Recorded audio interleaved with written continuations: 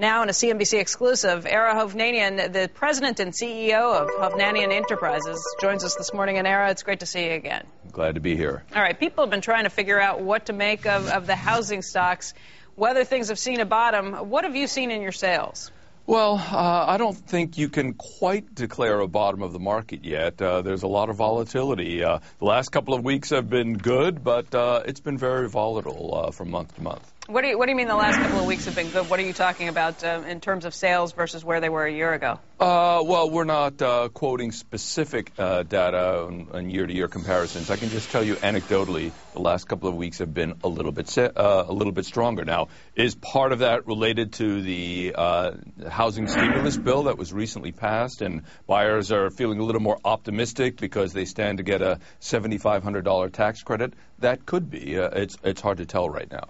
In terms of what it takes to get people interested in houses, you've talked in the past about things that you add in, whether it be an in-ground pool that comes with it, whether it comes with some of the cabinets that are there. What's it taking these days to get people really interested in a new home? Well, promotion we've used in many different parts of the country recently has been interest rate related, doing some temporary buy downs, and that seems to be attracting a lot of customers right now. I'm sorry, what's a temporary buy down? Well, it's where you buy the rate down 3% the first year, only 2% the third year, and 1% the third year, and then it goes back to a normal rate after that, a fixed rate. But it makes it more affordable in the early years when customers are having a tougher time. Isn't that what we were just doing and what caused most of the problems in the mortgage-backed industry? No, there's a big difference. What we were doing back then, it was an adjustable rate mortgage, and so where it ended up after that, you had no idea, and that was causing a little bit of a problem. Also, people were qualified at the initial teaser rates. Today in these programs, they're qualified at the higher rate, so they know where it's going to go. You know they can afford the higher rate, and it's a fixed rate. It's a certain rate. It just makes it more affordable in the early years of home ownership. Hey, Aaron, in the past, people have used price to book to try to figure out, lows in the home builders.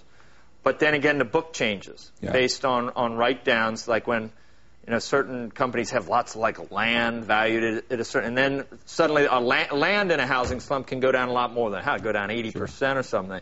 Are you finished with anything that would decrease your book value? I don't think anyone in the industry can say that yet, because if they said that, they'd have to predict the bottom of the marketplace.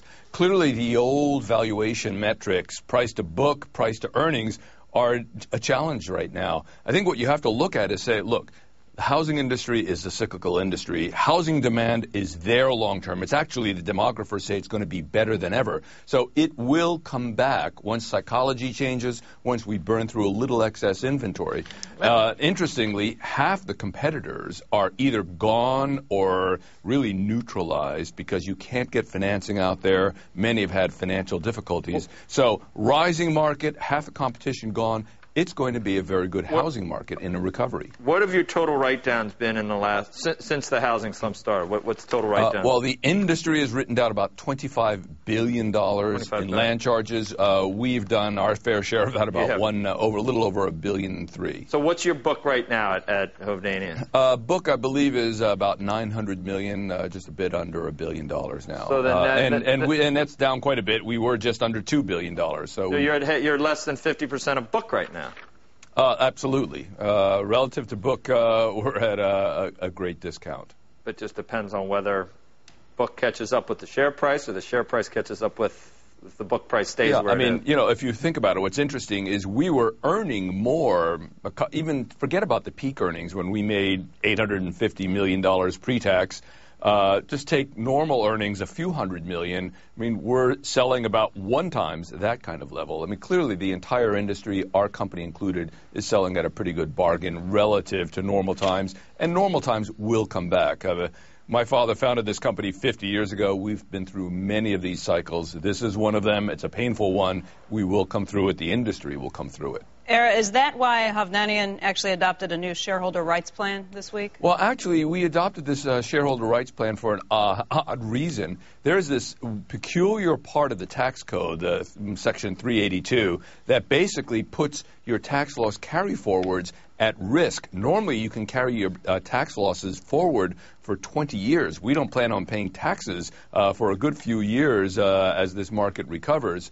But if there are these technical changes in ownership, which are bizarre the way they're calculated, you can trigger that 382 charge and lose your tax losses very easily. And we just, even with my family's large ownership, over 30%. So we put in this mechanism until we use up the NOLs, the carry forwards, and then we'll eliminate that rights plan. But what would a change in ownership take? I mean, that would mean someone would come in and own a larger than the 30% stake that your family owns? No, it's very complicated, but it's odd. If to change in more than 51% of the ownership, which you would say is very unlikely given that we own over 30%. But the way it's calculated is completely bizarre. It's contrary to logic, but it's the way the IRS rules hold. I really wouldn't have time to explain it here, but basically 5% owners that increase their shares, those little increases go into this little mathematical calculation, and with all the activity in the home building industry today,